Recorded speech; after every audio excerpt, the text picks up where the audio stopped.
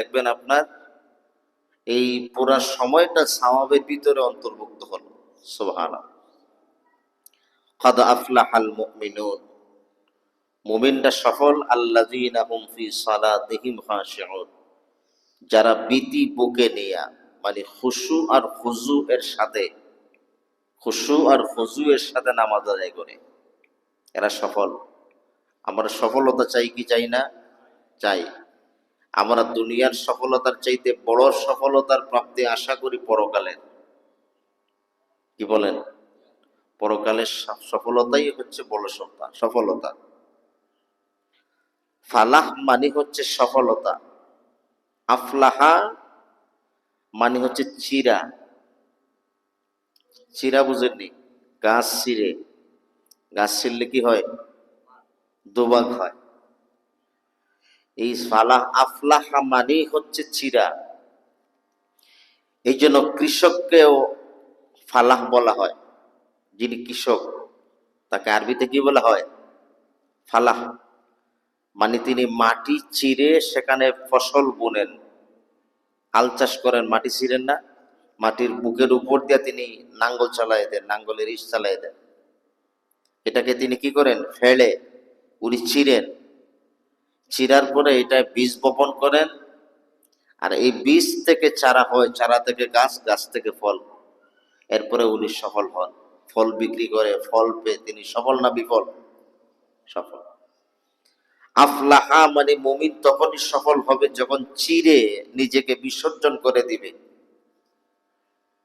যখন কৃষক সাহেব তিনি কৃষিকাজ করেন তখন মাটিটাকে একবারে চৌচির করে ফেলেন, ঠিক না? একবারে কণা কণা করে ফেলেন। হাল চাষ করবেন যখন মাটিকে কণা কণা করবেন, বাউস খেতি করতে গেলে মাটিকে একবারে জুরি বানায় দেন। তাহলে কতটুক ছিটতে হয় সে মাটিটাকে, তারপরে মাটির জায়গাটা সফল হয়, ঠিক না? মাটিটা বীজ বপনের উপযোগী হয়, তারপরে এখান থেকে ফসল হয়, কৃষক বাজারে বিক্রি করেন বা নিজে খান, এর দ্বারা তিনি সফল হন। এই জন্য কৃষককেও ফালাহ বলা হয়, যে কৃষক চিরে এখান থেকে ফসল বোনেন।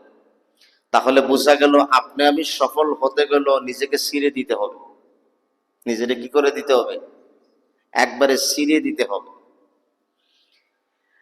নিজেকে চিরে দিতে হবে, তার মানে হলো নিজেকে আল্লাহর জন্য বিসর্জন করে দিয়ে দিতে হবে। আল্লাহর জন্য একবারে বিসর্জন করে দিতে হবে।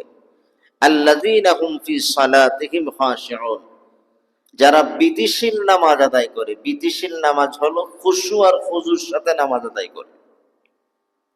নামাজের দুইটা জিনিসের দরকার। একটা হলো শরীরের স্থিরতা, বডির স্থিরতা, আর একটা হলো মনের স্থিরতা।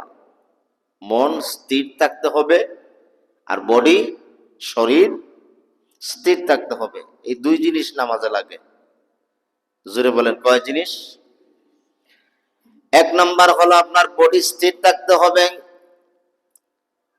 দুই নাম্বার হলো আপনার মন স্থির থাকতে হবে। বডি যদি নামাজের মধ্যে স্থির না থাকে তাহলে ওই নামাজটা খুশু হুজুর নামাজ হবে না। মন যদি নামাজের ভিতরে স্থির না থাকে ওই নামাজটা খুশু হুজুর নামাজ হবে না। আর ওই খুশু হুজুর নামাজ যদি না হয়, কাদ আফলাহাল মুমিনুন, ওই আয়াতের হক যেটা প্রাপ্তি বান্দা সফল, এটা অর্জন হবে না। আপনার দুইটা জিনিস, একটা হলো শরীরের স্থিরতা আর একটা হলো মনের স্থিরতা। স্থির মন নিয়ে, স্থির শরীর নিয়ে আপনাকে নামাজ আদায় করতে হবে। খুশু আর খুজুর বয়ানে হযরতে আলী রাদিয়াল্লাহু তাআলা আনহু বলেন যে আপনি ডানে বায়ে না থাকানো, নামাজে দাঁড়ালে কোন দিকে? ডানে বায়ে না তাকানো। দেখবেন অনেক মানুষ নামাজে দাঁড়াইছে আবার এদিকে চালাইতেছে, আসে না নাই? আর না বলে চোখরে বাঁকা করে একটু দেখে যে এইদিকে কি করতেছে, ওইদিকে কি করতেছে। তাহলে তার বডির এই চোখটা স্থির নাই।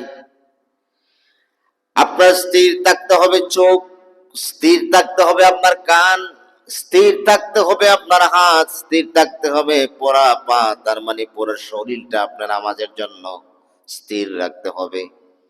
যদি আপনি নামাজের জন্য পুরো শরীরটা আপনি স্থির রাখেন, এর পরের কাজটা হলো আপনার মনটাকে নামাজের জন্য স্থির রাখতে হবে।